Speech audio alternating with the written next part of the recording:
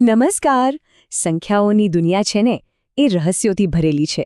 આજે આપણે ગણિતની એક એવી જ રોમાંચક સફર પર જઈશું જ્યાં આપણે વર્ગ અને વર્ગમૂળ નામના બે શક્તિશાળી સાધનો વિશે જાણીશું. તો ચાલો શરૂ કરીએ. ચાલો એક નાનકડા સવાલથી શરૂઆત કરીએ. સ્ક્રીન પર જુઓ 1 4 9 16 25. આ સંખ્યાઓમાં કંઈ ખાસ દેખાય છે? આ માત્ર આંકડા નથી, પણ એમાં એક સુંદર પેટર્ન છુપાયેલી છે. આજે આપણે એ જ પેટર્ન પાછળનું ગણિત સમજવાના છીએ. તો આ સંખ્યાઓની પેટર્ન પાછળનું રહસ્ય છે શું?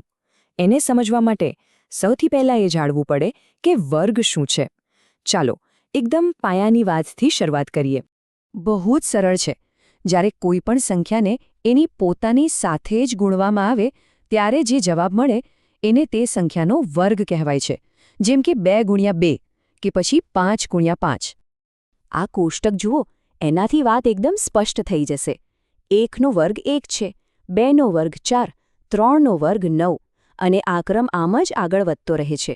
આવી સંખ્યાઓ જે કોઈ પૂર્ણાંક સંખ્યાનો વર્ગ હોય એને ગણિતમાં પૂર્ણ વર્ગ કહેવામાં આવે છે. યાદ છે પેલી શરૂઆતની સંખ્યાઓ 1 4 9 16 25 એ બધી આ જ હતી.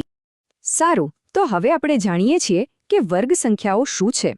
તો ચાલો હવે થોડા ઊંડા ઉતરીએ અને કેટલીક એવી છુપાયેલી પેટર્ન અને નિયમો શોધીએ જેનું બધી જ વર્ગ સંખ્યાઓ પાલન કરે છે. 1 મિનિટ માટે વિચારો. શું કોઈ પૂર્ણ વર્ગ સંખ્યા 2 3 7 કે 8 જેવા અંકથી પૂરી થઈ શકે છે? યાદ કરવાનો પ્રયત્ન કરો. જેમ કે 4 9 16 25 36. શું એવી કોઈ સંખ્યા મળી?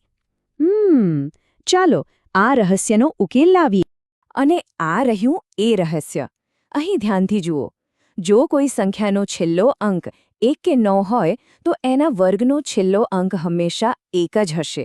એવી જ રીતે જો છેલ્લો અંક 2 કે 8 હોય તો વર્ગનો છેલ્લો અંક 4 હશે. આ કોષ્ટકમાં એક જબરદસ્ત પેટર્ન દેખાઈ રહી છે.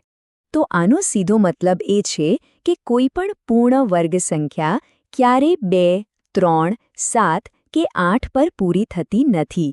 આ એક પાક્કો નિયમ છે જે આપણને તરત જ એ ઓળખવામાં મદદ કરે છે કે કઈ સંખ્યા પૂર્ણ વર્ગ હોઈ જ ન શકે. વર્ગ સંખ્યાઓનો હજી એક જાદુઈ ગુણધર્મ છે. શું ક્યારેય વિચાર્યું છે કે માત્ર એકી સંખ્યાઓને જોડવાથી પૂર્ણ વર્ગ બનાવી શકાય? હા, આ સાચું છે. ચાલો જોઈએ કે આ જાદુ કેવી રીતે થાય છે. જુઓ, પહેલી એકી સંખ્યા 1, જે 1નો વર્ગ છે. હવે પહેલી 2 એકી સંખ્યાઓ 1 અને 3, એનો સરવાળો થાય 4, જે 2નો વર્ગ છે. પહેલી 3 એટલે કે 1 3 અને 5, એનો સરવાળો 9, જે 3નો વર્ગ છે. આ પેટર્ન તો અનંત સુધી ચાલ્યા જ કરે છે. અત્યાર સુધી આપણે સંખ્યાનો વર્ગ કરીને એને મોટી બનાવતા હતા. પણ જો આ પ્રક્રિયાને ઉલટાવી હોય તો શું આપણે મોટી સંખ્યા પરથી એની મૂળ સંખ્યા શોધી શકીએ? હા, બિલકુલ. અને એને જ વર્ગમૂળ કહેવાય છે. જાણે કે આપણે ગણિતમાં સમયમાં પાછા જઈ રહ્યા હોઈએ. સાવ સાદા શબ્દોમાં કહીએ તો કોઈ સંખ્યાનું વર્ગમૂળ એ એવી સંખ્યા છે જેને પોતાની સાથે ગુણવાથી મૂળ સંખ્યા પાછી મળે. એવું સમજો કે વર્ગ એક કોડ છે અને વર્ગમૂળ એક કોડને ઉકેલવાની ચાવી છે. અહીં એક સીધું સાદું ઉદાહરણ છે. આપણે જાણીએ છીએ કે 9નો વર્ગ 81 થાય છે. તો 81નું વર્ગમૂળ શું હશે? બરાબર, 9. આ બંને એક જ સિક્કાની 2 બાજુઓ જેવા છે.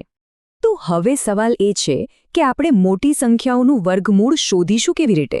સારા સમાચાર એ છે કે એના માટે આપણી પાસે કેટલીક ખાસ પદ્ધતિઓ છે. ચાલો આપણી જાસૂસની ટૂલકીટ પર એક નજર કરીએ. આપણે 2 મુખ્ય પદ્ધતિઓ જોવાના છીએ. પહેલી છે અવિભાજ્ય અવયવીકરણ, જેમાં આપણે સંખ્યાને એના નાનામાં નાના ટુકડાઓમાં તોડીએ છીએ. અને બીજી છે ભાગાકારની રીત, જે મોટી સંખ્યાઓ માટે બહુ જ કામની છે. ચાલો પહેલી પદ્ધતિથી શરૂ કરીએ. આના 4 એકદમ સહેલા સ્ટેપ્સ છે. પહેલા, સંખ્યાના અવિભાજ્ય અવયવ પાડો. પછી સરખા અવયવોની જોડી બનાવો. દરેક જોડીમાંથી એક અવયવ બહાર કાઢો. અને છેલ્લે એ બધાનો ગુણાકાર કરી દો. બસ. ચલો 324નું ઉદાહરણ લઈએ. સૌથી પહેલા એના અવિભાજ્ય અવયવ પાડીએ. 2 2 3 3 3 અને 3. હવે જોડી બનાવીએ. આપણને 1 2ની જોડી અને 2 3ની જોડીઓ મળે છે. હવે દરેક જોડીમાંથી એક સંખ્યા લઈએ. 1 2, 1 3 અને બીજો 1 3. આ બધાનો ગુણાકાર કરો. 2 × 3 × 3. જવાબ આવ્યો 18. તો 324નું વર્ગમૂળ છે 18. હવે જોઈએ ભાગાકારની રીત. આ થોડી ધ્યાન માંગી લે એવી છે, પણ મજા આવશે. ચાલો 529નું ઉદાહરણ લઈએ. સૌથી પહેલાં જમણી બાજુથી અંકોની જોડી બનાવીએ, એટલે કે 29 અને 1 લો 5. હવે 5 કરતાં નાની કે એના બરાબર હોય એવી સૌથી મોટી પૂર્ણ વર્ગ સંખ્યા કઈ છે? એ છે 4, જે 2નો વર્ગ છે. ચાલો આગળ વધીએ. 5માંથી 4 બાદ કરીએ એટલે 1 વધે.